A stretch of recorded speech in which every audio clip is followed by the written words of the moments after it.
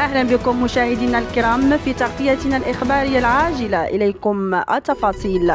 أعلن الوزير المنتدب المكلف بالميزانية فوزي لقجع عن عزم الحكومة إدخال إصلاحات على نظام الضريبة على الدخل لفائدة المتقاعدين في خطوة تهدف إلى تخفيف العبء الضريبي عن هذه الفئة الاجتماعية. جاء ذلك خلال جلسة الأسئلة الشفهية بمجلس النواب، حيث أوضح أن القراءة الثانية لمشروع قانون المالية ستتضمن هذا الإجراء الذي يستهدف الدخول الصغيرة والمتوسطة. وأوضح الوزير أن هذا الإجراء الذي ينتظر أن يكلف الخزينة العامة حوالي 5 مليارات و205 ملايين درهم يعكس التزام الحكومة بتحسين الأوضاع المعيشية للمتقاعدين وتعزيز العدالة الضريبية.